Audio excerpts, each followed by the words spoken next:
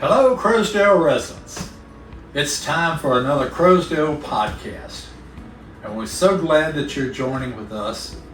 I'd like to introduce our speaker, not our speaker, but our person of interest is Carolyn Carle. We're going to be talking with her in the beginning, so just sit down and have a good talk because Carolyn probably has a lot of stuff going on that can Yeah, I know you. I'm going to give you a hard time, aren't I? Anyway, let me start off. The first question.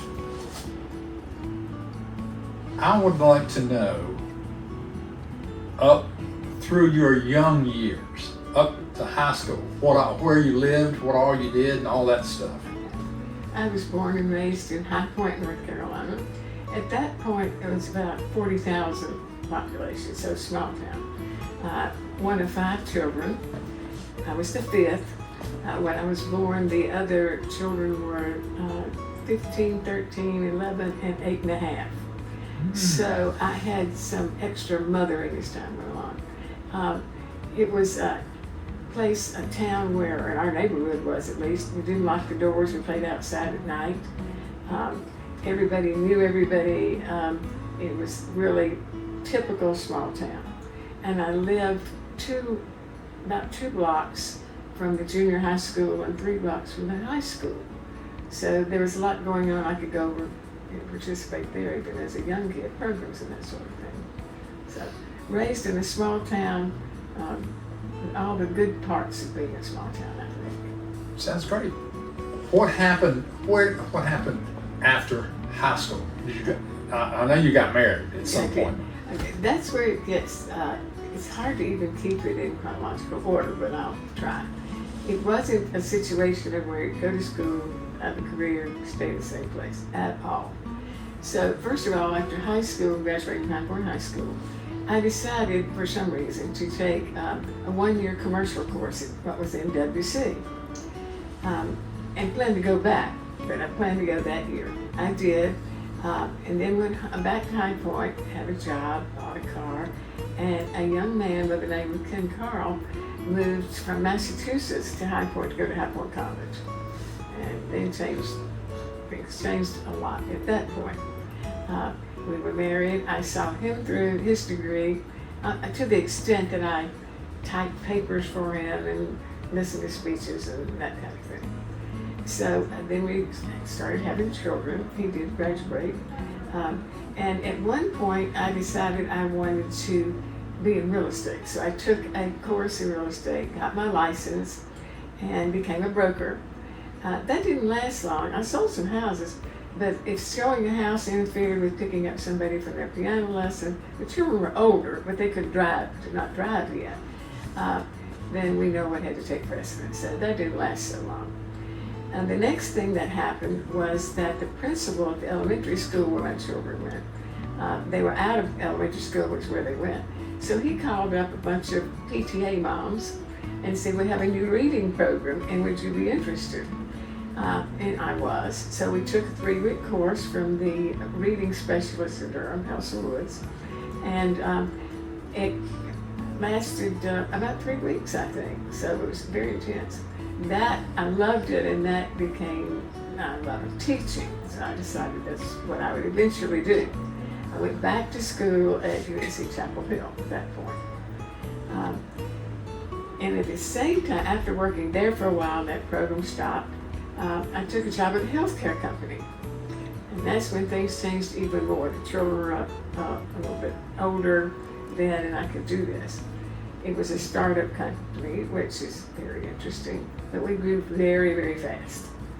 So pretty soon we had contracts all over the country. We had regional offices in New York, California, Dallas, all over the place.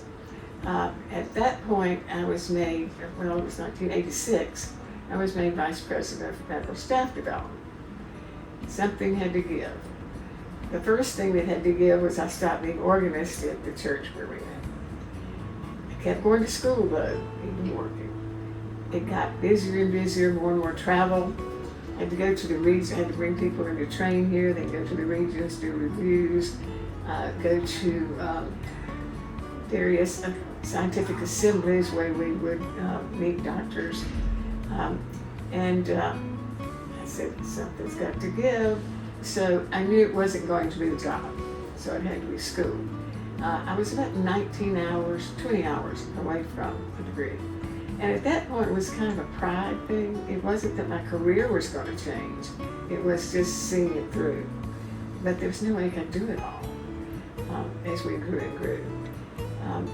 To the point where we were doing such a good job recruiting that our hospital clients would ask us to do other specialties. So I learned more in this job than I probably ever could in a classroom.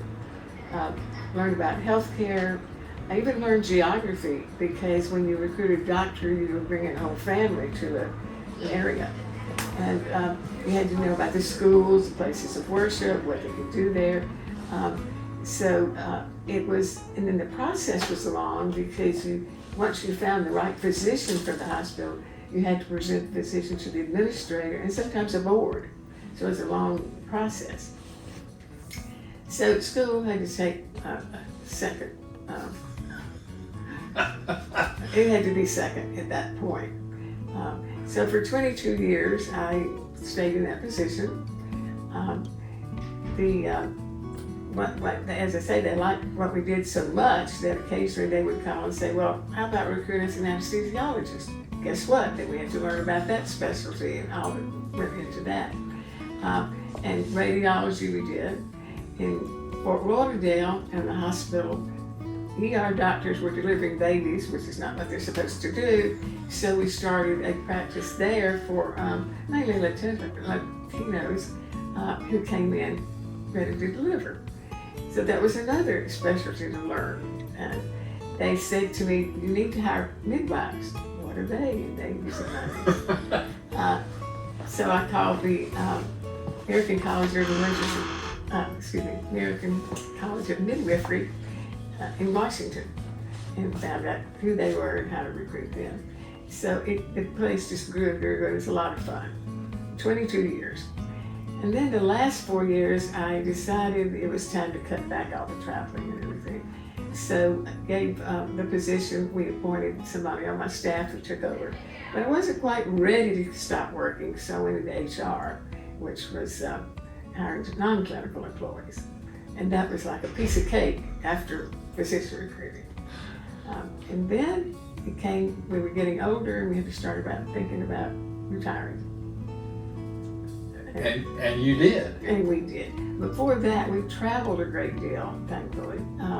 About 40 countries, I think.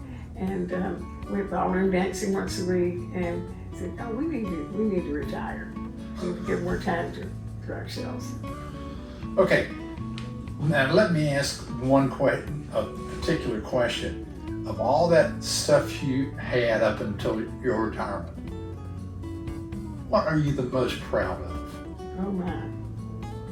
I know, and this is a surprise I'm not question. sure, because we were early on in the industry of emergency physicians. They became a specialty on their own in 1975, and the company opened in 1980. So things were new. I was proud of writing a manual that is used, unfortunately, not only in our company, but others. It kind of got around the country. I was proud of, I think, being a part of something new and being able to grow with it. Okay. Now, how did you and Carl decide to come here? Well, we took a course at Pillar, which is now Ollie, and toured around to all the retirement communities. Many of them felt claustrophobic. There wasn't any outdoor space. We loved Croasdaile for the outdoor space, the park, the lake, and the trails to walk in and that sort of thing. We also liked the fact it's rather pastoral, especially 9 years ago, but you're so near town if you want to be, 10 minutes away from anywhere you want to go. And we considered the fact that as we grew older, we might not want to drive far at night. So all the check marks came to Croasdaile. Now, who taught you in Diller? Do you remember your teacher? Oh, I took several courses, but the one that took us around the retirement places. I do not remember which. I took so many courses there after I retired. Sorry about that. That's all right, because I know that Ollie, It was after then- they changed their name to Right. Ollie, I know just about everybody who's taught that Right. class. Yeah. Yeah, okay. That was very informative, and it made us know this was the right place. And you ended up here. And we ended up here. And it's been okay? Yes. Yes. I'm just checking. Okay. It's the right place to be. Good. We're going to get that on the slogan, the right place to be. Okay. Carolyn, thanks for coming in. I'm glad you could make it up from way back at the other side of the campus where you live, all the way up here. But anyway, this is why we have people like you coming in to tell what's your story. I didn't know you did all that stuff. It wasn't in a line like it's normal school, career, retire. It was a little different. You covered a lot of ground. Okay. Thank you for coming to see us, and I'm sure everybody will enjoy this when they see it.